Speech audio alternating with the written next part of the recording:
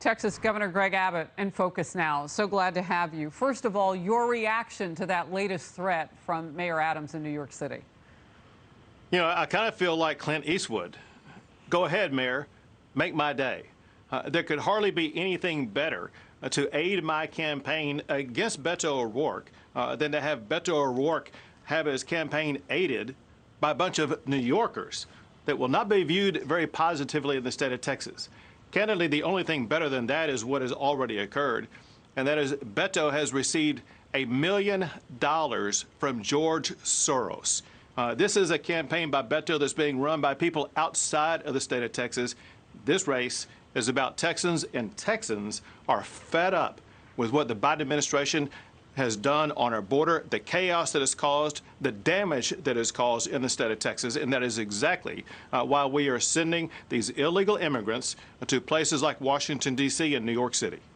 You know, the political opponents across the aisle from you, everybody from Governor Hochul here in New York to Eric Adams and others, Muriel Bowser down in D.C., are using the term political pawns, and they're accusing you of putting the illegal immigrants in the middle of this. What's your response? Well, my response, first of all, is this is rank hypocrisy by the New York governor, by the New York mayor. Listen, New York is a sanctuary city. Mayor Adams said that they welcome in illegal immigrants. And now, once they have to deal with the reality of it, they're suddenly flummoxed and they cannot handle it. They are now getting a taste of what we're having to deal with.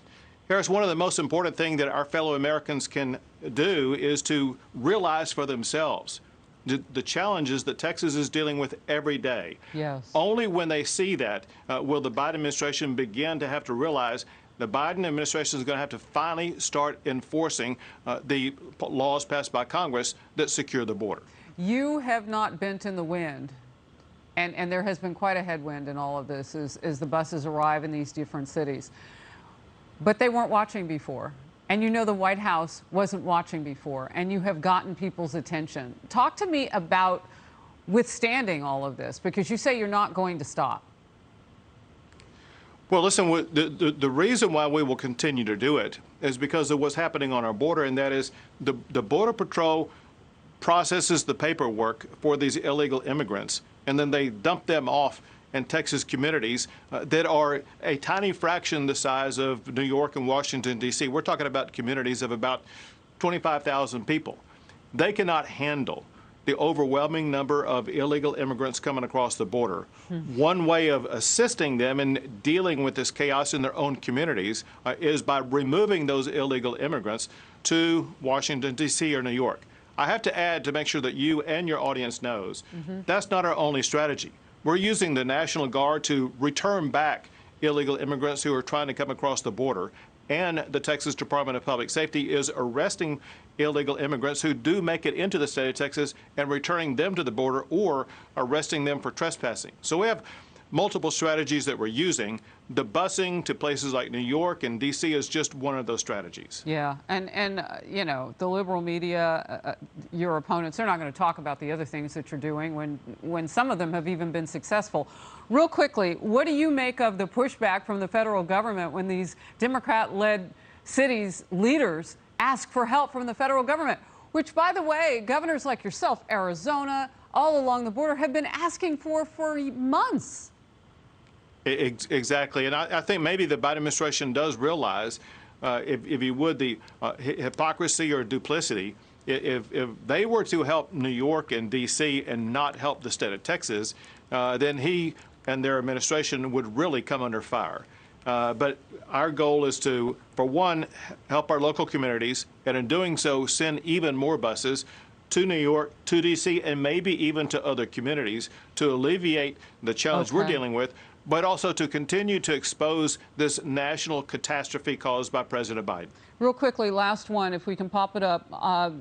An op-ed in The Hill asked a very good question, and so I wanted to include it today. It's about Biden's immigration policy. The headline, why isn't Biden removing more criminals among these people? ICE immigration arrests in the interior fell to the lowest level in more than a decade in fiscal 2021. It's ICE's 6,000 enforcement officers, each averaged with 12 immigration arrests. that fiscal 2021, only about one per month. Your thought on that? Is astonishing. So the Biden administration's policy by not making those arrests and deporting these people is increasing crime in the United States, as well as it's fulfilling President Biden's promise during his campaign to have an open border policy. He has succeeded on that campaign promise, and Americans now see what chaos that has caused. Governor Abbott, we are so grateful to have you. I know you are in the thick of this right now, and as you say, you won't back down. We will cover it. We will see if the mayor of New York City sends buses to your state. Real quick, what happens if that does happen? What are you going to do? We will explain to our fellow Texans that the Beto campaign is being aided by a whole bunch of New Yorkers in addition to George Soros, and that will do nothing but harm his campaign. Bring it. Governor, thank you. Appreciate your time. Hey, it's Will Cain. Click here to subscribe to the Fox News channel on YouTube. It's the best way to get our latest interviews and highlights. And click to subscribe to the Will Cain podcast for full episodes right now.